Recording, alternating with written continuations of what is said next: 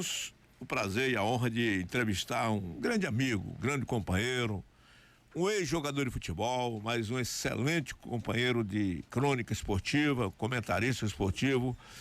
Vocês certamente, se falar esse nome, José Hidalgo Neto, muita gente talvez possa perguntar, mas quem é José Hidalgo Neto? Mas se você fala Capitão Hidalgo, aí todo mundo já sabe. Capitão Hidalgo, craque que atua pelo Juventude de São Paulo, pelo 15 de Piracicaba, pelo Atlético Mineiro, pelo Santos Futebol Clube e pelo Curitiba, o time que foi da paixão certamente do nosso querido Capitão Hidalgo. E vamos entrevistar agora, conversar direto de Curitiba, no Paraná, com meu querido amigo Hidalgo. Bom dia, capitão. Ô Dilson, eu só queria dizer antes de mais nada, aqui devo essa honra, hein? Aqui devo essa honra. Um grande abraço, bom dia. Eu sei que você tem uma galera aí do lado, né? Eu até peguei os nomes. A Paula tem ligado para mim, um abraço a Paula, a Bárbara, está aí também o Biro, né? O Nascimento, Fernando, que falou comigo. Para mim é uma honra, uma manhã cedinho, assim, tranquilo, ouvir meu amigo Dilson, que saudade, Dilson. Essa pandemia também atrapalhou muito aí, tanta gente. Mas que bom, que bom. Eu fico contente de você lembrar do amigo aqui. Bom, capitão, eu jamais esqueceria de um amigo como você, como outros tantos companheiros, Baltazar, Marquete, aqueles que mais trabalharam conosco ao longo de, sei lá, mais de 40 anos de jornada esportiva, de trabalho. E você é um dos personagens de um livro que eu estou escrevendo, uma memória. Não sou escritor, mas a gente vai preservar as memórias. Estou sendo cobrado, inclusive, pelos meus amigos, para escrever essas memórias, e você tem um capítulo à parte nessas histórias do futebol, porque você conviveu conosco ao longo de tantas e tantas jornadas internacionais, Copas do Mundo, foram várias com Hidalgo. Eu jamais esqueceria de um amigo como você, e além do mais, de uma história interessante como é a sua para o esporte brasileiro, Hidalgo. Olha, Dilson, puxa vida, quanto privilégio estar fazendo o livro. Eu fico muito grato, tenho a certeza que jamais eu esquecerei, né? Jamais esquecerei. Bem, um pouco, tem que ser meio rápido assim para negócio de história, mas na verdade é isso mesmo. Joguei um futebol, comecei em São Paulo, era no Juventus, fui a Piracicaba, tive essa passagem no Santos, não teve dinheiro. Na época o Santos estava com problema, aliás, o Santos sempre teve problemas, né? Foi em 69, e eu tinha jogado em seleção paulista e fui para o interior de São Paulo para uma missão de ganhar lá a sequência da história do 15 de Piracicaba, que estava numa outra divisão e subiu, e eu fiquei muito feliz por poder colaborar, e até hoje há um reconhecimento da própria cidade. Quando eu vim aqui a Curitiba, na verdade eu vim para um ano, isso foi dia 12 de janeiro de 70. Quando cheguei em 70 em Curitiba, eu pensava jogar um ano, porque o futebol do Paraná, na época, quando cheguei, ele não tem o brilho que tem hoje. Mas na sequência ficamos aqui e as coisas foram acontecendo. Eu lembro que em 71, 72, Curitiba chegou depois ao campeonato nacional, foi muito valorizado e muitas propostas chegavam, mas era uma época que os clubes não vendiam jogadores, né? E me tornei com muito privilégio aqui, dos 6 anos que eu joguei, capitão da equipe, né? Curitiba ganhou em 10 anos 8 títulos, né? Ganhou 8 títulos, nós tivemos vários jogos internacionais, fomos ganhar um título importante também, que foi uma fita azul na Europa, em 73. Curitiba participou com o Bahia, é bom que a gente diga que o Bahia está na minha vida aí, em 73 no Torneio do Povo, aquela última partida aí no Mangabeira, né? Aquele grande jogo. O Bahia tinha um grande time, Dilson, eu lembro muito bem, tinha o Butice, tinha o Sapatão, tinha o Baiaco, Roberto Rebouças, tinha o Douglas, quem mais eu poderia lembrar aí? Eram vários jogadores, Osni também estava, vários excelentes jogadores, e o Bahia, na verdade, era um Bahia, um Curitiba, um Santa Cruz, na época, com grandes equipes, né? Ascendendo assim a uma imagem mais nacional. Então, o Bahia sempre sempre foi, para mim, e sempre eu tive o time do Bahia. E depois Vitória, com as pessoas que nós passamos a conhecer, uma alegria muito grande com os companheiros. E o que dizer da imprensa, né? O que dizer da imprensa? Então, eu quero dizer, antes de mais nada, Deus, que uma alegria enorme conhecê-lo já há alguns anos, sei da sua luta. Agora eu vou fazer uma inversão de valores. Eu sei da sua luta, eu imagino Feira de Santana, e você levou essa galera, esse município enorme aí, e também de toda a região, levar aí para as grandes coberturas internacionais, acompanhando a seleção brasileira. Eu me recordo da sua luta, do seu empenho, e um grande empreendedor. Eu faço, então, uma justiça nesse momento, fazendo uma inversão, viu, Paula, Bárbara, não escute muito aí o Dilson, não, eu que vou fazer nesse momento uma inversão de valores. Você merece mesmo toda a consideração dos amigos. Aliás, você faz amigos com a maior facilidade. E há muito tempo não lhe vejo. A última vez que estivemos juntos foi em Joanesburgo, na Copa 2010. Nem na Copa do Brasil consegui vê-lo, mas aqui no Campeonato Mundial, né? Mas estivemos juntos muitas vezes, muitas viagens. O que vale nessa vida, na verdade, eu tenho um amigo que diz assim: uma amizade é uma grande compensação da vida. Então, Dilson, muito obrigado. Eu não sei como você me achou aqui depois de tantos anos, né, Dilson? Pois é, rapaz, eu tinha perdido o seu telefone, mas a Ana Paula aqui, nossa produção aqui, foi atrás do Hidalgo. Ele não é difícil de achar Hidalgo, porque Hidalgo é uma das figuras mais conhecidas no Paraná e no Brasil todo. Quer dizer, não é difícil. Você procurar Hidalgo, Capitão Hidalgo, a gente acha com facilidade. Mas a primeiro contato que eu tive com o meu querido Hidalgo, por incrível que pareça, foi na Suécia. A gente estava cobrindo a seleção brasileira exatamente na cidade de Gotemburgo. O Brasil jogava nos 25 anos da conquista do título que eles comemoraram lá. E me lembro bem que eu estava com o capitão Hidalgo. E o Hidalgo tinha uma parceria com Lombardi Júnior, me lembro bem, na Rádio Paraná, o saudoso Lombardi. Aí nós estávamos pertinho de Oslo, quer dizer, a 300 quilômetros de Oslo. Aí nós dizíamos o seguinte: o Hidalgo disse: rapaz, vamos pegar o trem, vamos a Oslo. Veja bem se você se recorda disso. Vamos a Oslo, porque a gente está aqui e possa ser que a gente nunca mais vá a Oslo, porque Oslo é tão longe que talvez a gente não tenha a oportunidade de voltar aqui a Oslo. E fomos a Oslo de trem, passamos dia em Oslo, eu, você, o nosso querido Cebolão, Oswaldo Júnior, e passamos Barbosa lá. Estava, né? O Barbosa Filho. Barbosa Filho. Aliás, né, Dilson, nós fomos para Oslo. Aliás, Oslo é o fim, né? Depois tem os fiordes. Chega lá, tem que voltar, porque senão você cai lá das alturas, lá, né? Mas nós fomos para comer, veja só, meus amigos da Princesa, nós só saímos, então, para comer um bacalhau. Pô, bacalhau, Noruega. Bacalhau, eles nem sabem o que é, eles vendem o bacalhau, não sabiam fazer bacalhau, foi uma tristeza, né, Edilson?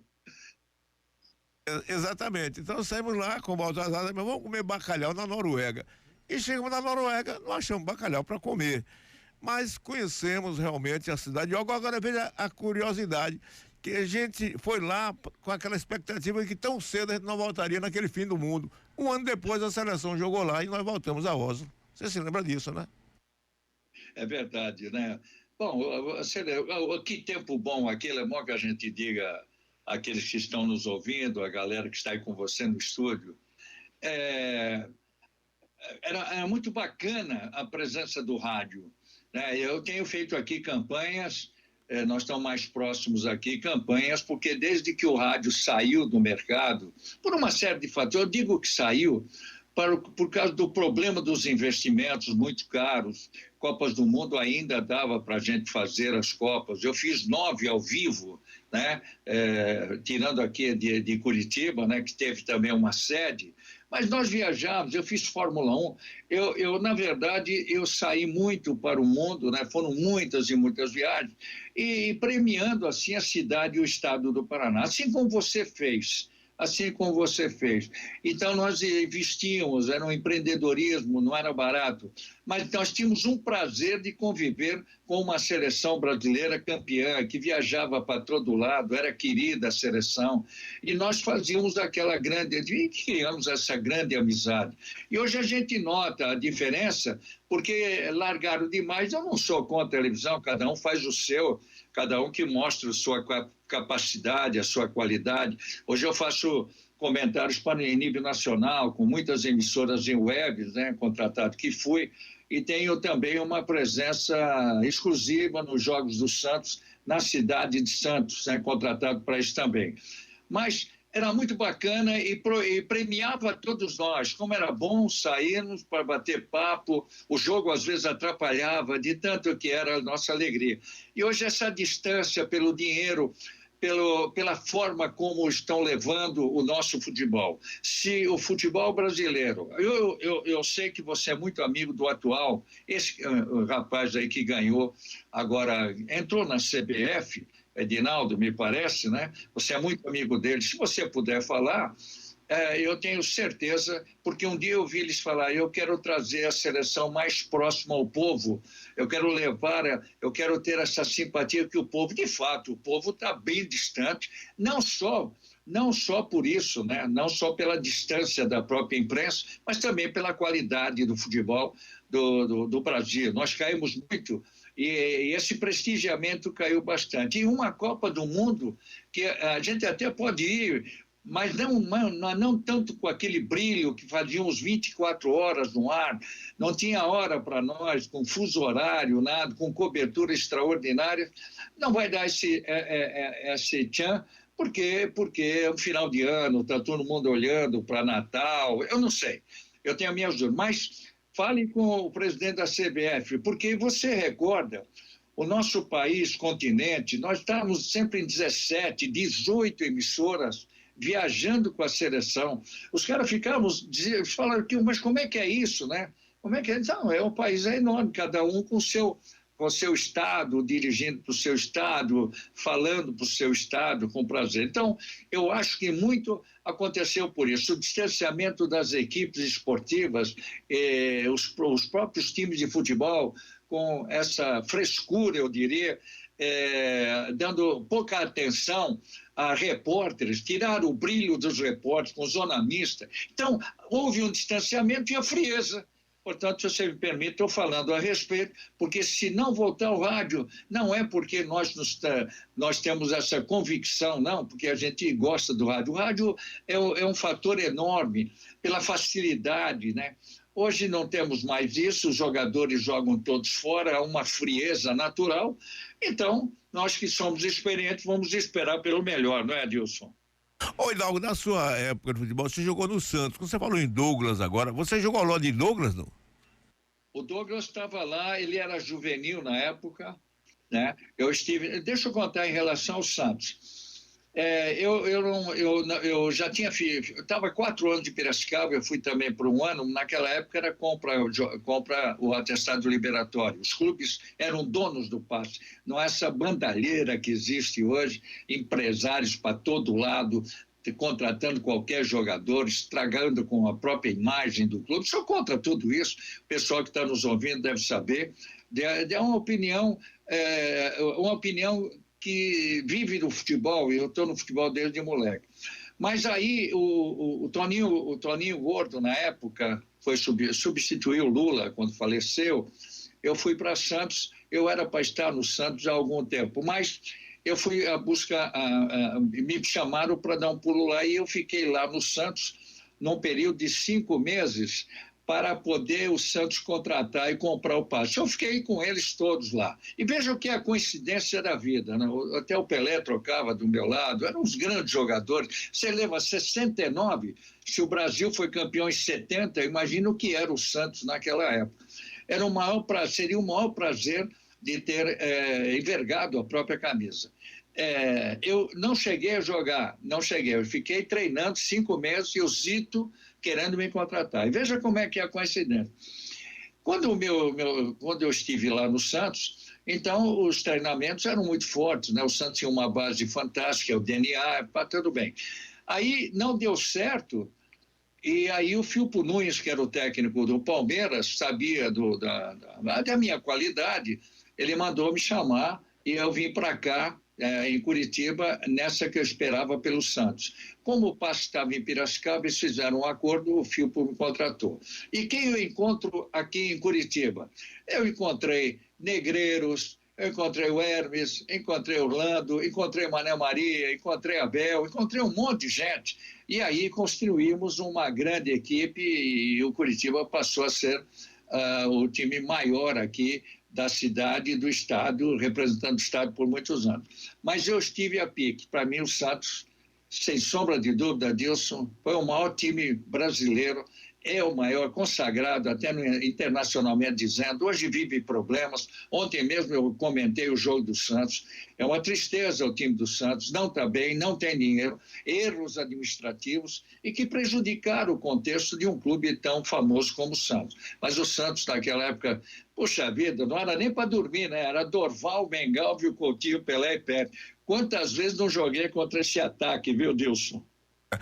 Pois é, Hidalgo, e nas andanças da crônica esportiva, eu me recordo bem, você foi vítima, eu me lembro, a gente estava no estádio Ninian Park, lá deixa-me ver, no País de Gales, aí eu me lembro bem que eu estava transmitindo o jogo, você colocou uma bolsa no engradado na grade assim do alambrado, e acho que você saiu para tomar um cafezinho, quando volta, cadê a bolsa do Hidalgo? Como é que foi aquela história, Hidalgo?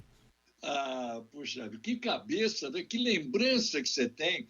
Aliás, que cidade, né? País de Gales, né? Que cidade. Depois eu voltei, anos depois. Mas, de fato, o campo era de madeirão, né? Os jogos da Inglaterra, ainda pegamos aqueles estádios de madeira, né? Como o Glasgow, principalmente o Wembley, né? O Wembley também era meio madeirão, agora ficou um espetáculo, né? O Wembley. Mas tinha os rapazes lá, tudo com eles colocavam o preto, né? A vestimenta preta, tudo pintado, era uma coisa louca. E eu coloquei mesmo aqui do meu lado, né? Tinha uma coisa que separava, né, do público. Quando eu voltei não tinha mais, foi um desespero, porque estava tudo ali, né? Tinha tinha lá a gente viaja muito com cheque, né? O cheque, eu diria, que a gente pagava com cheque. E o dinheiro, quer dizer, o dinheiro eu perdi totalmente o dinheiro. Mas aí todo mundo saiu correndo. Até o João Saldanha chegou para mim e falou, ele me chamava de Coxa, né? Porque ele é Atlético Paranaense. Ô, Coxa, que coisa, que é isso, pô? Perder, pô, você vem aqui para perder, dar trabalho para todos nós. Olha, aí ele põe a mão no bolso e fala assim, olha, $100 eu ainda te arrumo. Sabe como era o João Saldanha, né? João Saldanha, maravilhoso. E aí até o Leão, que era o goleiro poxa, eu já tinha jogado muitas vezes contra o Leão falou, pô, mas que todo mundo ficou sabendo, né? E de fato, eu não sei quem foi, eu acho que eu vou achar, ele foi no banheiro e encontrou, né? Encontrou o Trevelcheck, o dinheiro foi todo embora, o Trevelcheck. Aí foi um drama, né? Terminar aquela aventura lá, que nós estávamos com a seleção, eu nem sei, nós tivemos 4, 5 jogos, e fiquei ali naquela maratona de dificuldades, claro, apoiado depois até pela minha equipe, natural. Mas foi um momento, como diria, um perrengue danado, né, Dilson? O cara roubou sua bolsa, ficou com dinheiro, você estava com documento e acabou o bandido, o ladrão, jogou no banheiro. Ele deixou o passaporte, né? Aí foi lavado o passaporte, puseram perfume, não, foi a conversa. Que ele jogou dentro do vaso sanitário. Foi a conversa. Mas você teve outro episódio também em Londres, que eu soube que você perdeu, você viajou, sei lá, esqueceu a bolsa no restaurante, o dinheiro, depois no meio da estrada você voltou para pegar esse dinheiro no restaurante. Mas não fui eu, não. Você sempre tinha, é que nem você, eu sempre carregava alguém que queria viajar, né? Pô, Hidalgo, eu quero viajar com você, que você tem experiência. Então ele ia, não era nada de rádio, eram amigos, assim, né? E foi em Londres. Isso foi em Londres. Antes da gente chegar, nós tivemos 4 jogos, me parece, na Inglaterra, tinha aquele torneio Umbro, né? E isso é uma outra volta, né? Porque a gente voltou várias vezes para lá. E nós estávamos em 5 na mesa ali, conversando, né? Um determinado lugar ali, um bairro, né? De Londres.